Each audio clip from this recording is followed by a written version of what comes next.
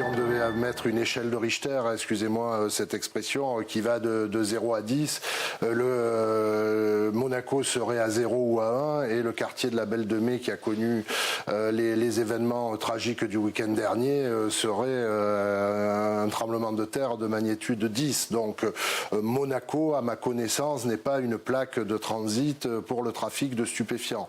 En revanche, pour dire aussi les choses tout aussi clairement, il convient d'être vigilant sur les secteurs de blanchiment. Il y a de l'argent à Monaco, il y a de l'immobilier, il y a un casino et naturellement, je sais que la sécurité publique et les services judiciaires monégasques y travaillent. Un réveil cauchemardesque. À Marseille, il est tombé l'équivalent d'un mois de pluie en 2 heures. Il était à peine 7 heures du matin. La cité phocéenne s'éveille. Les pendulaires matinaux sont pris au piège. On est là c'est la guerre là. En 2024, un cap inquiétant a été franchi. Le mois de septembre s'est inscrit comme le 2e plus chaud jamais enregistré sur Terre. Partout, des villages disparaissent, des récoltes sont dévastées et la sécurité alimentaire est en péril. Ka pasur shumë peshkim, ishte ngritur një brigadë peshkimi dhe merrem me peshkim. Ndërsa sot që ne po flasim edhe siç e shikoni edhe ju. Des quartiers gangrénés par les trafics, des jeunes pris au piège, attirés par l'argent et recrutés pour tuer, sans remords et sans règles. Je vais utiliser des propos très crus, mais fut un temps, à l'époque, quand j'étais beaucoup plus jeune et même avant moi, quand ce genre d'homicide se produisait, il y avait des codes. Ça se faisait proprement.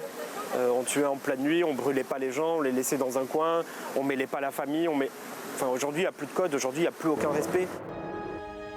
Chaque année, les sélectionnés en lice pour le palmarès 2024 de la Fondation Prince-Pierre sont tous remarquables. Mais cérémonie exige, le jury a tranché. C'est toujours une joie, une fierté pour moi de remettre ce prix. Et je ne vous cacherai pas que c'est le résultat de beaucoup d'hésitations, de discussions, d'échanges très riches. Mathieu Bellesi remporte le prix littéraire pour l'ensemble de son œuvre. Une récompense pour un travail qu'il mène depuis plus de 20 ans. Lui qui n'a jamais perdu espoir de voir son travail un jour reconnu. Pour tout vous dire, alors il y a 2 ans et demi, je n'arrivais plus à trouver d'éditeur. Et je me disais, bon, je vais continuer mon travail dans mon coin. Un jour, peut-être qu'un éditeur, un jeune éditeur, retrouvera dans un bac de libraire à Paris, sur les bords de Seine, on trouvera un texte de Bellesi, il dira, ah, mais c'est formidable, il le lira et il dira, je veux tout republier. Lucas Catarina bénéficie d'un suivi psychologique depuis plusieurs années, une aide qui lui a permis de surmonter sa blessure au coude. Il a dû se faire opérer une première fois, puis une deuxième. Une situation difficile à gérer.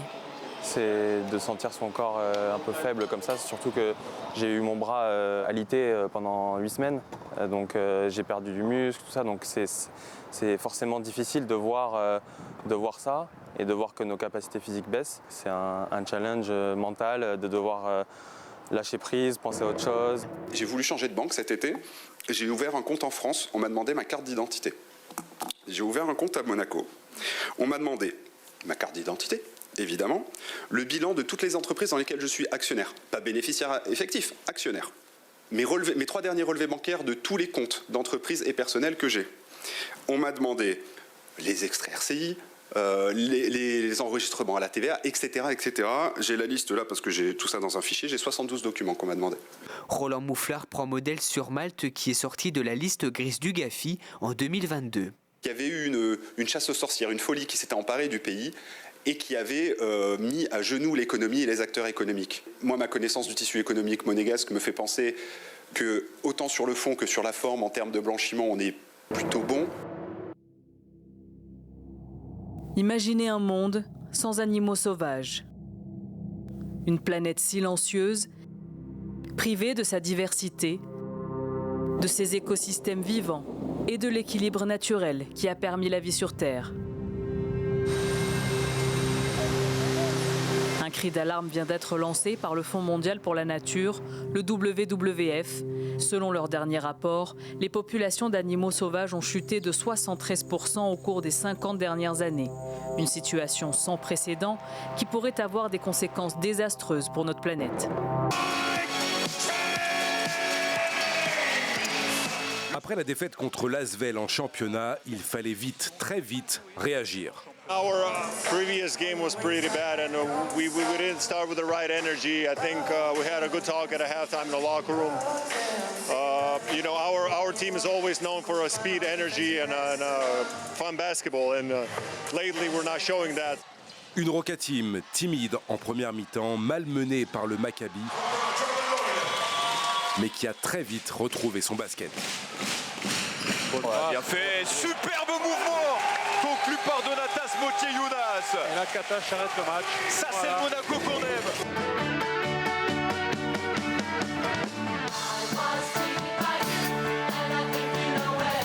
Sur scène, 30 acteurs qui chantent et qui dansent avec une énergie folle.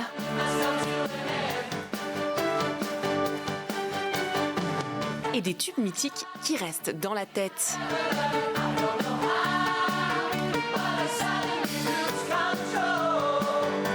Hier, au Grimaldi Forum, ABBA était à l'honneur pour la première de la comédie musicale Mamma Mia.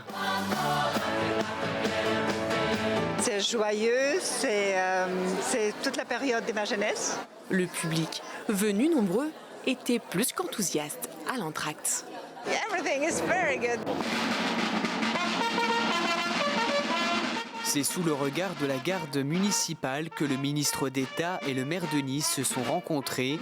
Ils ont échangé une poignée de main ferme, une rencontre indispensable pour Didier Guillaume. La principauté est voisine de la métropole et de Nice. Nous sommes interdépendants. C'est la plus grande ville de France qui est la plus proche voisine. C'est une visite très protocolaire. Et c'était pour moi quelque chose de très important. Je suis là depuis un peu plus d'un mois et je voulais absolument venir officiellement, protocolairement, saluer le maire président de la métropole. La reconnaissance du diplôme il y a quelques années a attiré des centaines d'étudiants, séduits par l'idée d'une carrière dans la santé, sans passer par les concours et un cursus médical long. Mais aujourd'hui, l'offre dépasse largement la demande. Avant même d'être diplômé, je leur conseillerais de se lancer là-dedans que si c'est une passion, parce que il faut vraiment avoir la passion de faire ce métier pour avoir des résultats, pour se démarquer. Et une fois qu'on est là, après c'est le bouche à oreille. Donc en fait, si on a des résultats, on a du monde. C'est ça qui est dur à démarrer. Pour ses clients, enfin ses visiteurs, venus d'abord pour le vignoble. Car ici, nous ne sommes pas dans un restaurant traditionnel. Valentine cuisine au milieu d'un grand domaine de 14 hectares. Et son employeur, c'est le vigneron du lieu.